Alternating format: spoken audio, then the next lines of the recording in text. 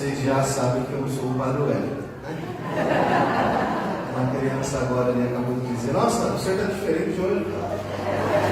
Não é o Padre Wellington, é o César. Mas é uma alegria muito grande poder estar aqui, dividir um pouco desse tema com vocês. Nós vamos então falar hoje da família como fonte das vocações. Primeira coisa, irmãos, é que nós expliquemos um pouco a definição de vocação. Porque há ou pode haver uma confusão de que a vocação tem a ver com aptidão. O padre está um pouco incomodado porque tem muita gente assim, ó, o padre vai ficar em pé, tá? Muito baixo, está todo mundo assim, vai ficar com dor no pescoço. Então, a primeira coisa a se fazer é especificar a definição de vocação. Porque a gente pode confundir, às vezes, vocação com aptidão. Na universidade, às vezes, se faz teste vocacional. Talvez seria bom mudar o nome, né, para teste de aptidão. Porque a vocação, pelo menos no sentido cristão do termo, não tem a ver com aptidão. Tem a ver com o chamado que Deus faz a cada um de nós a partir do plano que Deus tem para a vida de cada um de nós. Veja, a nossa vida só vai ter sentido pleno quando nós nos decidimos a fazer a vontade de Deus. Aquelas palavras de São Pedro, no livro dos Atos dos Apóstolos, no capítulo 5, é preciso obedecer a Deus antes que os homens. Então, veja, nós só encontramos a nossa plena vocação quando nós fazemos a vontade de Deus. Então, o chamado que Deus faz a cada um de nós, daqui vem a palavra vocação, o chamado, o carisma. O chamado que Deus faz a cada um de nós precisa ser respondido, e aí consiste então a nossa vocação. Veja, a nossa vida não deve consistir em fazer as nossas vontades, em realizar os nossos sonhos, porque infelizmente é isso que se ouve, né, aí pelo mundo. Não, você tem que fazer aquilo que você gosta, não, você tem que fazer aquilo que você sonha, você tem que realizar todos os seus sonhos, não, você tem que aproveitar a vida, olha, você tem que viajar, olha, você tem que ter, você tem que comprar, você tem que fazer. Veja, irmãos, nós temos que fazer a vontade de Deus e pronto. Todas essas aspirações não têm sentido se elas não estão de acordo com a vontade de Deus. Nós, padres, precisamos constantemente na homilia ficar fazendo o coaching inverso, né? Os psicólogos ficam aí, nada contra os psicólogos, mas muitos psicólogos ficam aí na internet falando do coaching motivacional, e aí os padres têm que chegar na homilia e fazer o contrário, porque a vida não é fazer as nossas vontades. A vida não é realizar os nossos sonhos, ou pelo menos não devia ser. A vida é fazer a vontade de Deus.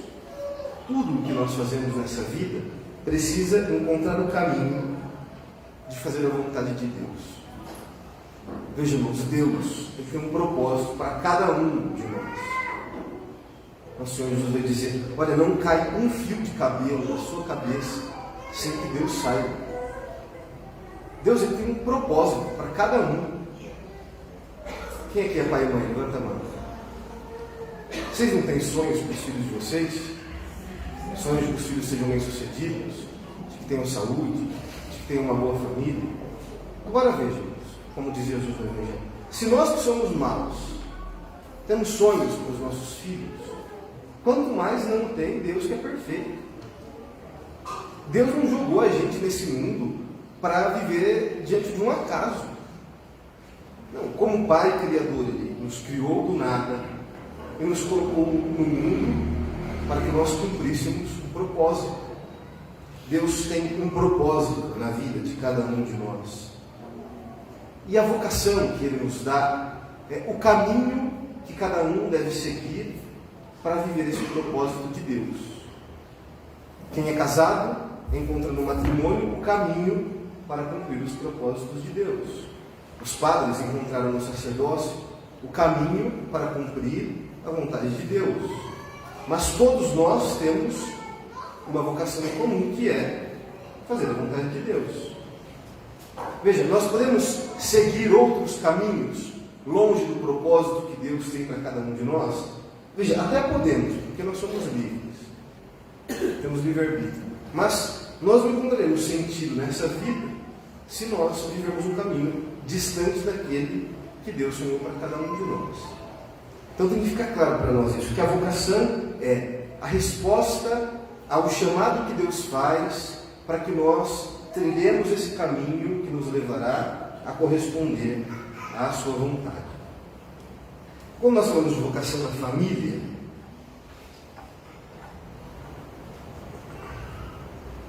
o Padre queria falar com vocês hoje de 3 formas dessa vocação no seio da família. 3 meios com os quais nós correspondemos a essa vontade de Deus.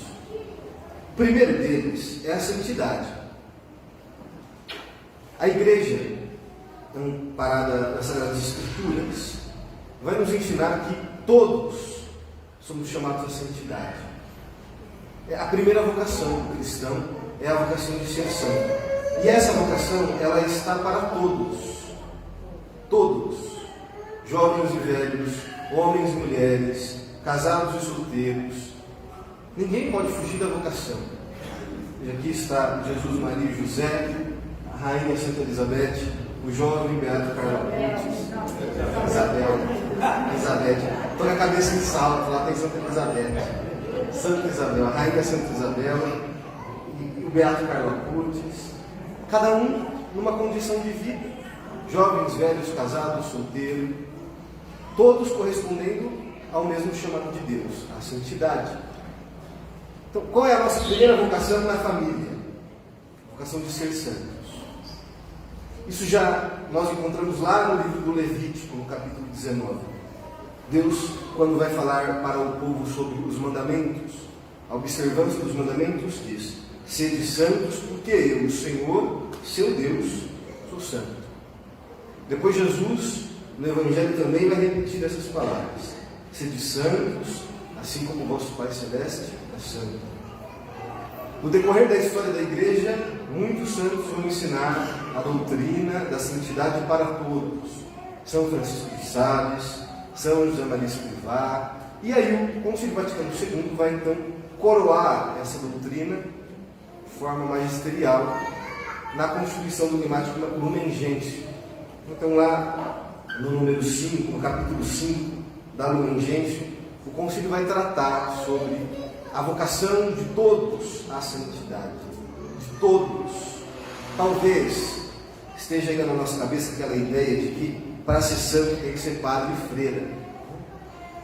E nós já superamos, nós já estamos há 60 anos do concílio quase. Mas ainda está na nossa cabeça a ideia de que ser santo tem que ser padre e freira. Quando a gente vê a imagem do Beato Carlos de calça e mochila, causa até estranheza, né? Por quê? Porque o modelo do santo é a batina, o hábito, né? Aquela coisa medieval, do convento, do mosteiro. Não, a santidade é para todos. Para todos, é sem distinção. E veja, São José Maria Escrivá dizia que essa santidade para todos não pode ser encarada como olha, uma santidade mais ou menos. Santo, mas você é santo no que dá? Não. Ou nós lutamos por uma santidade que ele chamava de canonizável, ou nós não seremos santos. Na vida da santidade não tem meio termo. Essa vocação que Deus dá a cada um de nós, ela deve ser levada a cabo por inteira. Lá no livro do Êxodo, se não se engana, Moisés diz que Deus é ciumento. Ele quer tudo. Deus não se contenta com a metade. Deus não se contenta com um pouquinho. Então, na luta por responder a essa vocação da santidade, nós temos que dar tudo. Todo o nosso esforço, e aí aqui, aplicando isso à vida da família, tem que ser colocado no rumo da santidade. Cristo, ele é protagonista da história dessa santidade na nossa vida. São Paulo vai dizer, lá na carta aos Efésios, no capítulo 5. E olha que interessante, São Paulo vai dizer isso quando vai se dirigir aos esposos, falando do cuidado com as esposas. Vai dizer: maridos, amai vossas mulheres como Cristo amou a igreja e se entregou por ela a fim de santificá-la. A santificação da nossa vida, ela acontece porque Cristo quis, por meio da participação no seu mistério, nos santificar. Não é uma santificação que brota do nada. É uma santificação que brota do esforço do esposo da igreja de Jesus Cristo de nos fazer participantes da sua santidade. Então, a primeira vocação que tem que ser levada a sério no seio da família é a vocação à santidade. Está claro isso? A primeira vocação que tem que ser levada a sério na família é a vocação de sermos santos. Por isso, irmãos, os pais, eles devem buscar ser santos para terem filhos santos. No último dia da nossa vida, o Senhor não vai perguntar se os nossos filhos têm diploma, se o salário deles é bom, se eles tiveram sucesso profissional, se eles falam 15 línguas, se eles conheceram 27 países do mundo. Não, o Senhor vai perguntar se os filhos são santos. Esses são os talentos que nós vamos ter que oferecer diante de Deus. Tudo o resto é acréscimo. O que importa? Que os pais sejam santos, para que tenham filhos santos. O testemunho da santidade, ele fala muito mais do que os discursos. Fala muito mais do que as palavras. Quero pedir licença a vocês para falar um pouco de um testemunho pessoal. Os meus avós, no próximo janeiro, eles completarão 65 anos de casados, se Deus quiser, e os manter vivos. Né? Meu avô tem 90 anos e a minha avó 80, eles têm 10 anos de diferença um do outro. Meus avós vieram do sul de Minas, muito pobres, quase analfabetos, com pouca leitura, mal sabem escrever, mas os meus avós trouxeram daquele povo mineiro uma fé em Deus muito forte, que eles foram capazes de transmitir aos seus filhos e a nós, os seus netos. Vejam, irmãos, eu nunca vi meu avô fazer algum discurso para filho nenhum. Eu nunca vi meu avô falar: filho, senta aqui que a gente vai conversar. Nunca.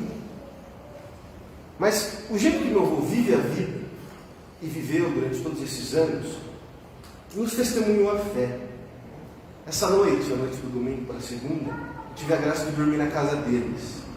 A tia que cuida deles está viajando, e aí nós dividimos um dia para cada um da família e dormir lá. E a primeira coisa que me impactou é que eu cheguei lá ontem à noite e a minha avó estava toda sem graça, incomodada, assim, meio... E eu falei: vó, o que está acontecendo? Ela: eu estou sem graça do padre dormir aqui em casa. Eu falei: mas vó, eu dormi aqui quantas vezes na minha vida? Ela: mas você não era padre. Agora você é padre. É a presença de Cristo. Veja, aquilo me impactou, porque é testemunho de fé. Veja, quantas vezes eu dormi na casa da minha avó? Quantas vezes eu levei de puxão de orelha da minha avó? Para quebrar a forma, para quebrar a janela. Mas agora ela estava incomodada porque já não era mais eu, sabe? É um puxão de orelha para que eu mesmo perceba o meu ministério. É testemunho de fé, de respeito. Né? Então ela e meu avô estavam todos incomodados. E aí eu fui lembrando das noites dormidas na casa dos meus avós. As noites de testemunho. Irmãos, testemunho de oração. Quando eu cheguei lá, a minha avó estava na sala e meu avô no quarto. Eu fui lá pedir a bênção, meu avô estava rezando o rosário. Um doce. Aí ele olhou e falou: estou rezando um pouquinho aqui antes de dormir. Eu sei que ele estava ali já mais de uma hora, porque todo dia ele faz isso. Lá sentadinho, rezando o rosário. E assim passa o dia. Meu avô já chegou num ponto que qualquer coisa que ele está fazendo, ele está sempre. A boca não para mais, né? Por quê? Porque está rezando o tempo todo. Os meus avós também, desde que os meus tios e minha mãe eram pequenos, rezavam um terço em família.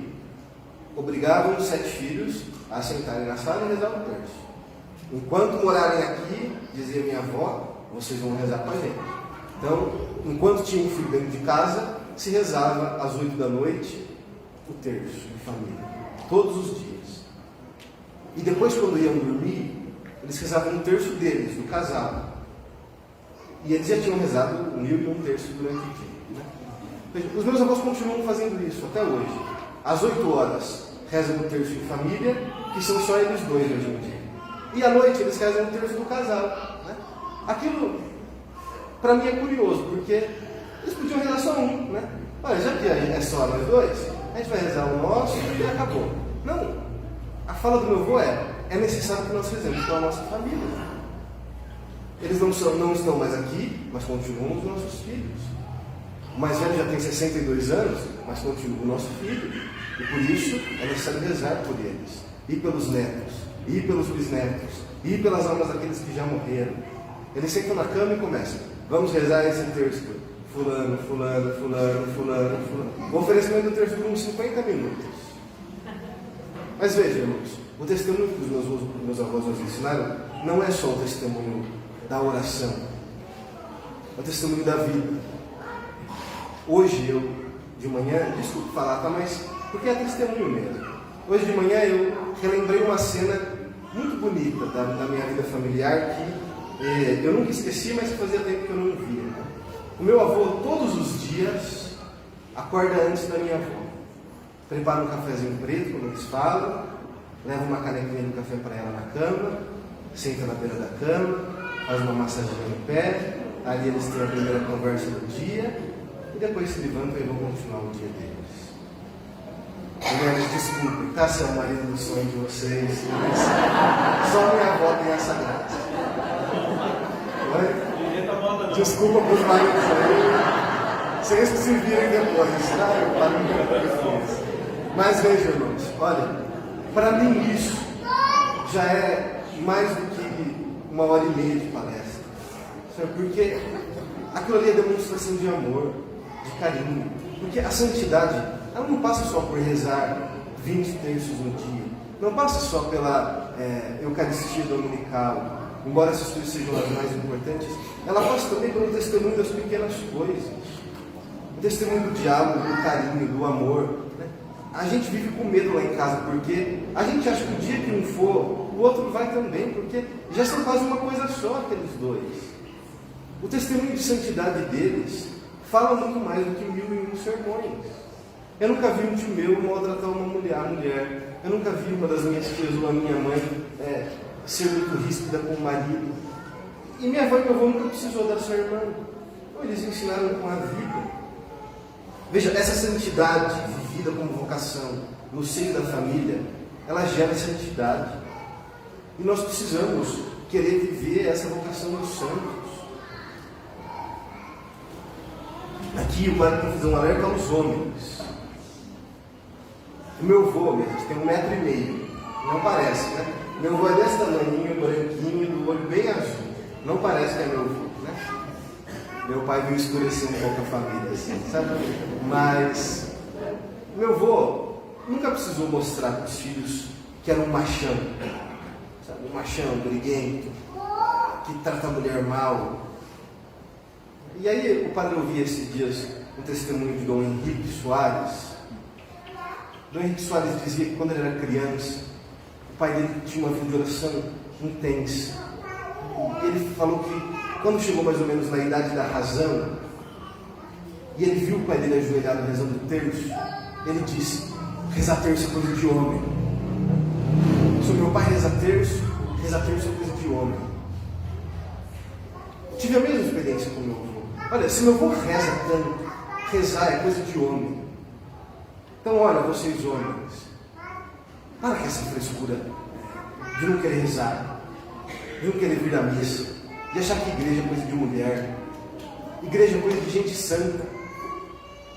E para ser santo, não precisa ser mulher ou homem, todos temos que ser. O seu filho vai aprender muito mais te vendo ajoelhado rezar, te vendo ajoelhado, se confessando, tratando a sua esposa bem, do que com o seu irmão. Porque, olha, pai machão, que cria filho machão, ele vai encontrar no futuro um adversário.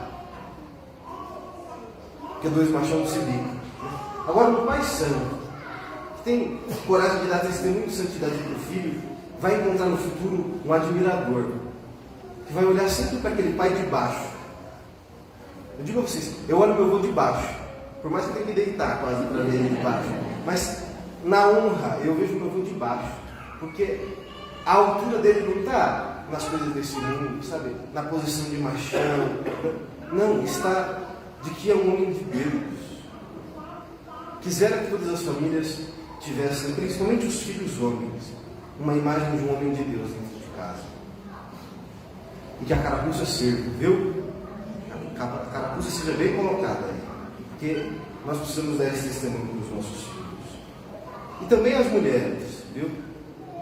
Uma mãe santa gera filhas santas. Já que o padre errou, a Isabel de vocês é da Hungria ou de Portugal? Então, se eu não me engano, a Isabel de Portugal era sobrinha neta da Isabel da Hungria. E se a gente for investigar a família dessas mulheres, tinha um monte de santa ali no meio do caminho. Veja, o testemunho de santidade, ele se compartilha pelo exemplo. E nós precisamos viver esse testemunho de santidade na nossa casa. O mesmo São José Maria Escrivá, que o padre disse, escreveu naquele livro famoso dele, Caminho, o seguinte: quero contar um segredo a vocês, um segredo em voz alta. Essas crises mundiais são crises de santos. Deus quer um punhado de homens seus em cada atividade humana, e depois a paz de Cristo no reino de Cristo. A frase que a gente mais ouve é: como o mundo está difícil. Ai, como o mundo está ruim. Ai, mas esse mundo está perdido. Ah, mas esse mundo não tem mais jeito. Ah, mas como eu vou criar filho nesse mundo? A crise do mundo é crise de santos. Se nós tivermos a coragem de viver uma vida de santidade, nós vamos enfrentar as dificuldades desse mundo. Vejam, meus irmãos, vocês pais precisam sonhar a santidade dos filhos de vocês. Capítulo 7 do livro dos Macabeus, o segundo livro dos Macabeus, conta a história de 7 irmãos que morreram para não negar a fé judaica. Eles estavam sofrendo a perseguição de Antíoco Epífanes. Tinham colocado a estátua de Zeus no templo, estavam perseguindo os judeus de viverem a sua fé. Nesse capítulo 7, vão contar a história de 7 irmãos que foram presos e obrigados a comer carne de porco, que ia contra a lei dos judeus. E se negando, esses irmãos começaram a ser martirizados de forma bem sangrenta. Né? Leiam lá depois no capítulo 7. Um a um.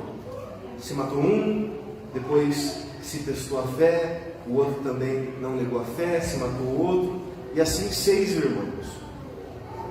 Quando chegou no 7º irmão, mais caçula, o rei tentou dissuadir, aquele jovenzinho. Olha, os seus irmãos já morreram, o que custa você comer uma carne de porco? E aí, percebendo que o jovem não arredava o pé de dar a vida, chamaram a mãe dele, que tinha assistido à morte de todos os seus filhos. E aí o rei, se achando bonzão, disse assim: olha senhora, convence o seu filho de comer carne, e aí eu livro a vida dele. E o padre quer ler para vocês esse trecho. Diz assim: como o jovem não lhe prestava nenhuma atenção, o rei mandou que a mãe se aproximasse e o exortasse com seus conselhos para que o adolescente salvasse sua vida. Como ele insistiu por muito tempo, ela consentiu em persuadir o filho. Como inclinou-se sobre ele e, zombando do cruel tirano, disse-lhe na sua língua materna: meu filho, compadece-te de tua mãe, que te trouxe 9 meses no seu seio, que te amamentou durante 3 anos, que te nutriu, te conduziu e te educou até esta idade. Eu te suplico, meu filho, contempla o céu e a terra. Reflete bem, tudo que vês, Deus criou do nada, assim como todos os homens.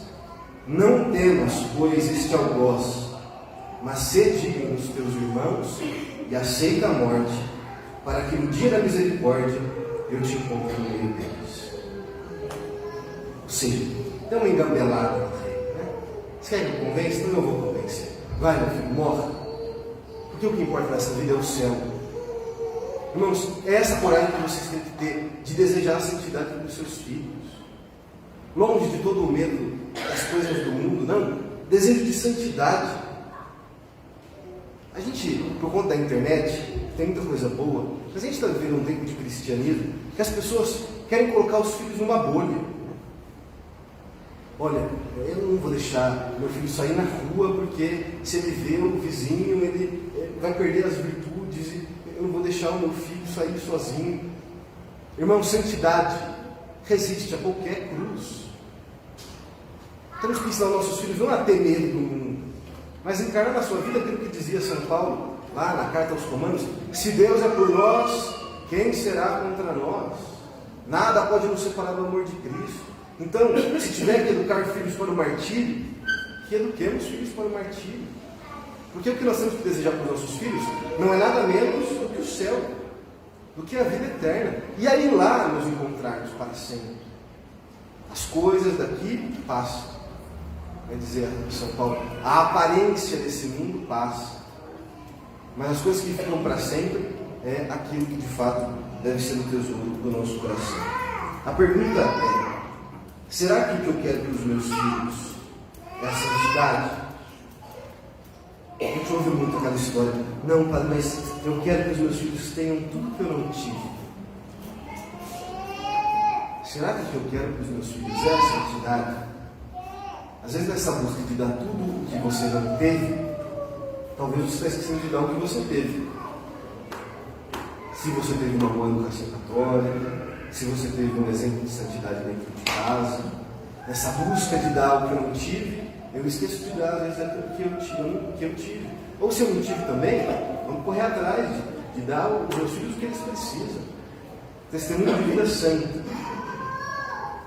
Em segundo lugar, meus irmãos, a vocação no meio da família, ela deve levá-los a viver bem a principal vocação de vocês, que é o matrimônio.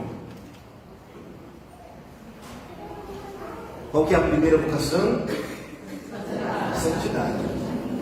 Para a maioria dos cristãos, a grande maioria dos cristãos, o caminho da santidade se faz por meio do sacramento do matrimônio. A vocação bem vivida no seio da família deve levar vocês a viver muito bem o matrimônio. Padre, mas meu marido não é igual ao seu avô. Você que escolheu, né? Aí cada um arca as consequências.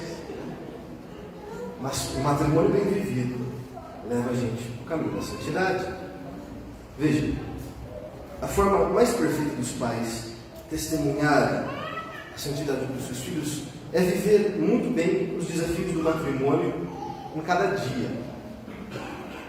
Lembra que o padre disse lá no começo que a vocação é o plano de Deus para nós? Irmãos, vocação matrimonial é o plano de Deus. O padre sempre fala quando vai celebrar casamento: vocês não foram casar porque vocês sonharam em casar. Ah, eu sonhei em casar. Olha, eu sonhei com esse príncipe. Eu sonhei com aquele dia. Eu sonhei com aquele vestido. Eu sonhei com aquelas flores. Ou se você foi casar, consciente da sua vocação, você foi ali para responder o chamado de Deus. Aquilo que Deus diz a Jeremias lá de o ventre da sua mãe eu já te conhecia, não é aplicado só à vida sacerdotal, à vida religiosa. Desde o ventre da tua mãe, Deus já conhecia quem seria o seu esposo e a sua esposa. E aí, se o padre fosse perguntar, cada um de vocês aqui tem uma história de como vocês se conheceram. Os meus pais, por exemplo, se conheceram no balcão de uma padaria. Minha mãe entrou para trabalhar na padaria que meu pai era um padeiro. Meu pai chegou, viu a balconista nova, ela se apaixonou pelo padeiro e estou eu aqui contando essa história para vocês. E aí cada um de vocês tem as suas histórias de encontros maravilhosos. Veja, aquilo ali foi sonhado por Deus. Não foi obra do destino, o acaso. Não, aquilo é obra de Deus. Foi o sonho de Deus na vida dos meus pais, que se casaram, corresponderam ao chamado de Deus, e estou eu aqui, Padre César, fruto daquele encontro marcado por Deus. Nós temos que ter consciência, vocês têm que ter consciência, de que o matrimônio é projeto de Deus. Padre, eu acho que o projeto de Deus meu está dando meio errado. Né? Olha, aí nós temos que identificar a vontade de Deus no meio dos nossos projetos. A última coisa que o Padre vai falar aqui é cruz. Talvez no meio do seu projeto tenha um pouco de cruz, ou muita cruz, ou uma cruz para insuportável. Mas é o projeto de Deus para você. Nós temos que estar atentos a essas marcas da providência. Veja, Deus escolheu vocês para se casar. Aqui nós poderíamos entrar numa problemática, mas todos, Padre. Talvez não, talvez você não ouviu a voz de Deus e escolheu o príncipe errado, ou o sábio, né? A gente não sabe, mas se vive em matrimônio autêntico,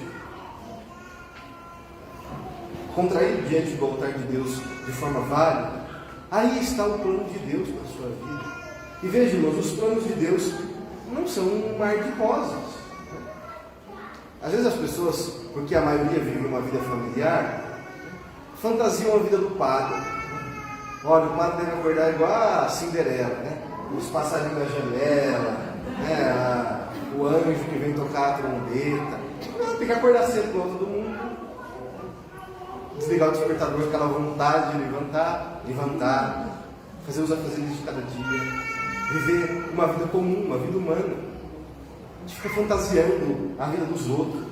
Ah, mas o outro, olha, o padre que deve ser feliz porque não tem mulher, não tem sogra.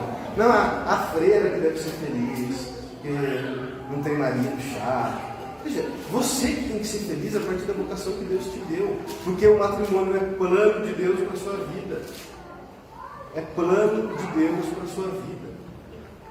Vocês acham que tem hora que também não dá vontade de chutar o pau da barraca? Nossa, eu não quero mais, fazer igual a Jeremias, né? O senhor me seduziu, eu estou aqui, não estou aguentando mais, esse povo não vai para frente, dá vontade. Mas o sacerdócio é o plano de Deus para a nossa vida. Aí você tem que abraçar esse espinheiro, sentindo o cheiro de rosa, mas abraçando esse espinheiro e seguir em frente. Porque nós não vamos ser felizes se nós não fizermos o plano de Deus para a nossa vida. Irmãos, se o matrimônio for bem vivido, ele dá frutos de santidade. Bem vivido. Como que se vive um matrimônio bem vivido? Vivido de acordo com a vontade de Deus. Como nós sabemos qual é a vontade de Deus para o matrimônio? A partir daquilo que a igreja ensina. O padre vai entrar na polêmica mais ou menos aqui, porque eu sei que essa semana vocês já vão falar disso. Mas viver matrimônio bem vivido diz respeito a tudo o que há no matrimônio. A união humana e sexual, a abertura à vida, a convivência familiar, a educação dos filhos, a fidelidade conjugal, fidelidade estrita. Tudo isso faz parte do viver bem no matrimônio. Olha, padre, parece que está tudo dando errado lá na minha casa. Aí você vai investigar um pouco o matrimônio da pessoa, está fazendo tudo errado. Ah não, padre, mas Deus deve ser ruim comigo. Ruim com você coisa nenhuma. Você não tem vivido com generosidade aquilo que Deus te pediu. Ah, padre, mas eu não sabia que tinha que fazer tudo isso aí para se casar. Sinto muito, agora você já casou, tem que fazer. Devia ter pensado antes, pesquisado antes. Agora já casou. Tem que viver o matrimônio com tudo o que o matrimônio exige. Nós vivemos um tempo tão utilitarista, tão racionalista, que as pessoas não percebem que o pecado deixa consequências e marcas.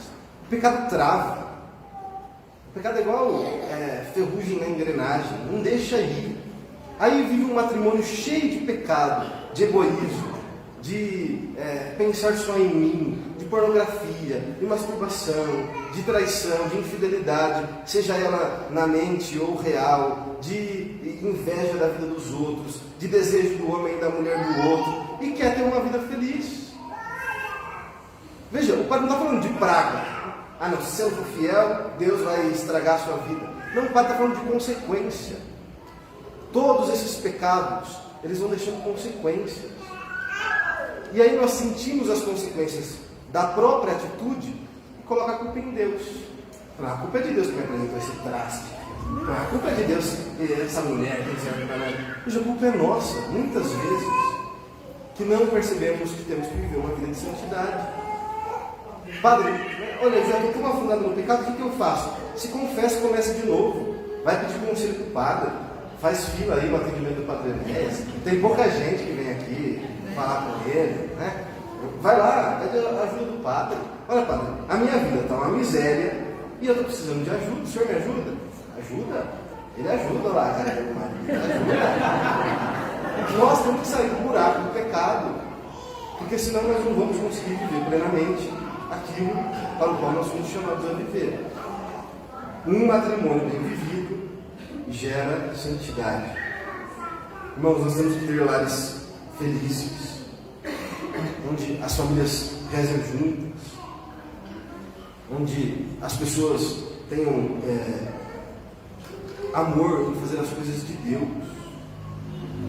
Veja, quantas vezes no seio da família há murmuração, o pai que reclama da mãe, a mãe que reclama do pai, pragueja o casamento. Mas uma coisa que me irrita profundamente, faz me tirar do prumo, é ver gente falar: não casa não, que você vai estragar a sua vida.